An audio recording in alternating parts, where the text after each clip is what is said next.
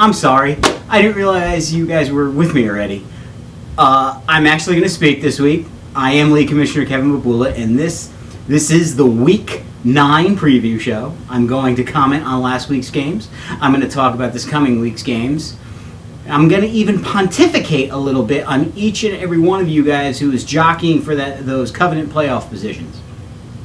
But let's start off first with last week's action. And first off, I want to start off with Mike Bond's DeMarco DePolo taking on Matt Dreyfus's Fishtown Off in O'Connor. And Mike Bond wins this one 92-74. And somehow Mike Bond has gotten this collection of shit to a 5-3 record, whereas Matt Dreyfus, missing the playoffs last year and then once again is in jeopardy of missing the playoffs this year at 3-5. Mike Bond, somehow you managed to get 22 points out of Alshon Jeffrey, 18 points out of Ronnie Hillman, and 14 points out of Ryan Tannehill. Where Matt, you got 23 points out of the Patriots defense, 15 points out of Russell Wilson, and 15 points out of T.Y. Hilton. Like I said, it's an amazing run that Mike Bond has been able to put together to actually get himself into this position. If you look him down that roster, it's really not that good. But what happened was he found a saving grace in Ronnie Hillman, which is proof that all you really need is just get lucky on one of those late round flyers or a waiver wire claim. Speaking of shit, let's talk about my Warriors of Babylon when I took on Rob Giannoni's Cosby Sleepers. I took it up the ass on this one, 155-55. I was beat by 100 points. You know, it's funny, back when I traded Julio Jones, I traded him to Jeffrey Hezekiah Goldenbaum. The other person I was contemplating trading him to was Rob. That night I was working the phones between 3 or 4 of you. Sheehan, Bobby, Goldie, and Rob. And Rob actually made me an offer of Carson Palmer, Lamar Miller, and Antonio Gates. And I passed on that. So this past week, Rob got 41 points out of Carson Palmer, 22 points out of A.J. Green, and 30 points out of the Houston Texans defense, where I got a very nice 20 points out of Cam Newton, who I wound up getting when I traded Julio Jones, 15 points out of Brandon Marshall, who I wound up getting when I traded Julio Jones, and 7 points out of Josh Brown, my kicker. My team is a complete dumpster fire and an embarrassment. I can't believe the concoction of running backs that I have started this season. I started a guy this past week called Orleans Darkwa. Darkwa is what you do. That's like a sound when you're puking or taking a shit. Darkwa. That is a terrible name. That is not an NFL caliber name. You know what is an NFL caliber name, though? Todd Gurley. And Bob Crane's owner of Todd Gurley on his Julius Jones, and they took on little Greg Long's Mount Laurel Lancers, and Bobby won this one 112-88. Bob got 37 points out of Todd Gurley, who really is the second coming of Adrian Peterson, and it's funny that I should say that because Bob also has the first coming of Adrian Peterson. Ew, that's kind of gross. Coming of Adrian Peterson. 15 points out of Adrian Peterson, 21 points out of Michael Crabtree. He used to play on another team that's, I forget who.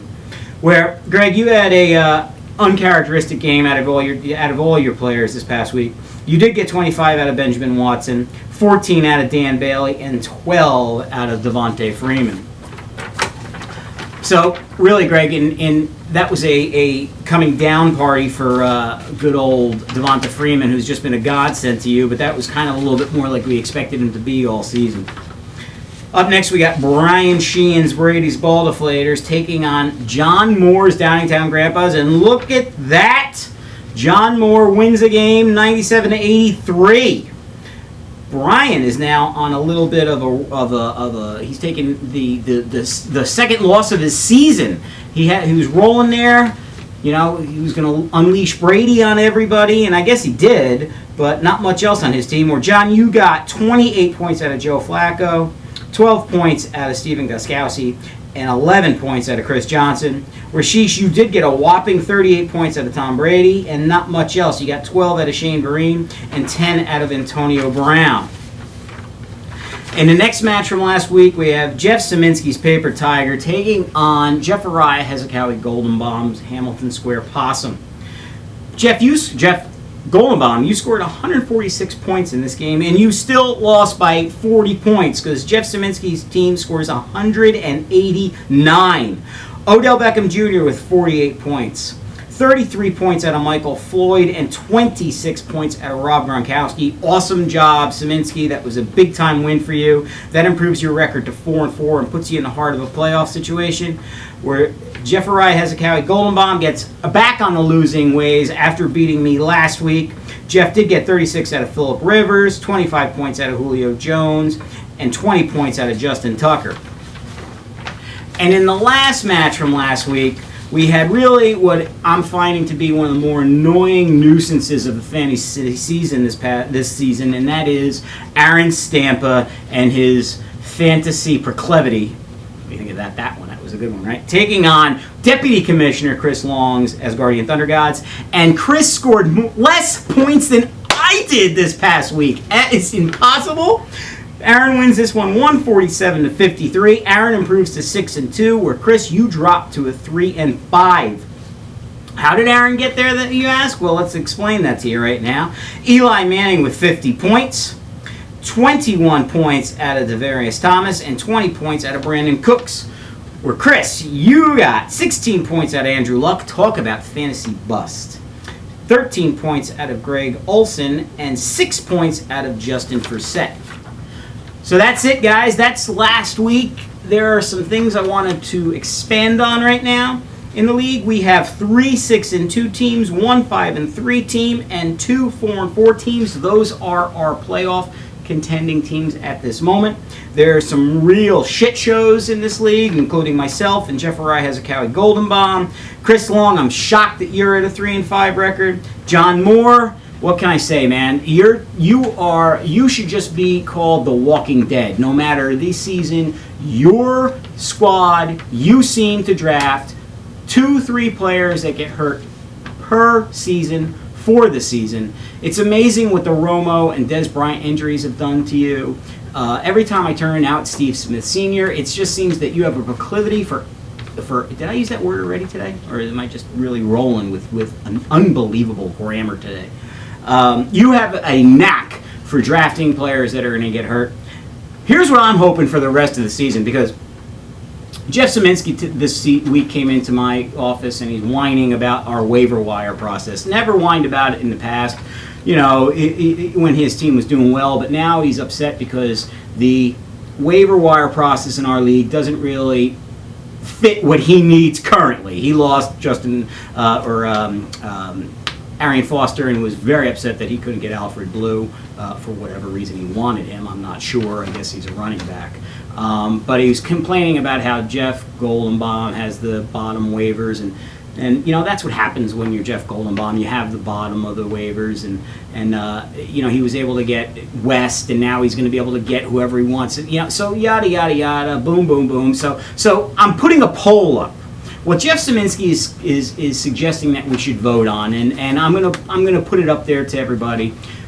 Should we do waivers differently next year? Should we make it where waivers don't automatically reset week in, week out to the bottom team every week? Should we make it so if you do not make a waiver claim the previous week, you kind of still stay at the bottom, you get moved down to the bottom, and it kind of gets reset over the top? So that way, if you don't feel that you have to make a move every single week, and you can wait and see if there's something that sits. Now, that's up to you. I'm going to say old way, new way. This is the vote for this week, first poll of the season. By the way, this coming week has a couple really interesting matchups, so let's get to it. First off the bat, it's my 3-5 team taking on Matt Dreyfus' 3-5 team as the Fishtown Off in the Corner visit my Warriors of Babylon. Does it really matter? Up next, we've got Downingtown Grandpas at 3-5 taking on Hamilton Square Possums. Does it really matter? Then we've got Brian Sheen's Brady's Ball Deflators taking on Deputy Commissioner Chris Long's Asgardian Thunder Gods. Now, I could obviously say, does it really matter in one instance here, but I think it does, because I think Chris right now, this is his Super Bowl. He's taking on a guy who, not only likes to get drunk and have a really good time at the draft and watch porn and stick things in Bob. I think that this is a match where Chris really needs to try to pull the upset special. And another match where I'd really like to see an upset is where we've got Cosby Sleepers, Rob's team, taking on Jeff Szyminski's team. I'd love to see Rob make a push here. Rob clearly got the short end of that Rob Gronkowski trade. I told him not to do it, but he wanted to do it. And now Carlos Hyde, who I said was banged up at the time, is now looking terrible. And all of a sudden, Jeff Szyminski's team, Gronkowski and Odell Beckham Jr., there are pieces there that look really good. And really in the match of the week, and I'm not going to tell you who I'm rooting for, Greg, we've got Greg Long's Mount Laurel Lancers taking on Aaron Stampa, the unbelievably wise fantasy guru. 2 6-2 teams taking on each other. This should be a really great match coming up next week. I'm really looking forward to actually seeing the prevails in this one. Aaron, you've done incredibly well this year compared to last year, and you are in the driver's seat right now. And in our last match, we've got really the anomaly of all anomalies, the Marco DiPolo with their 5-3 record taking on Bob Crane's Julio Jones at a 4-4 record. Really, whichever one wins this is actually going to really cement himself in a good position for a playoff push. So, guys, I'm League Commissioner Kevin Mabula. What I need to do is just get down here and pick up my reading again. I'm really excited about this book. It's hilarious. I'll talk more about it in the weeks to come. Until then, I'm League Commissioner Kevin Mabula, and I'm saying to you, bye!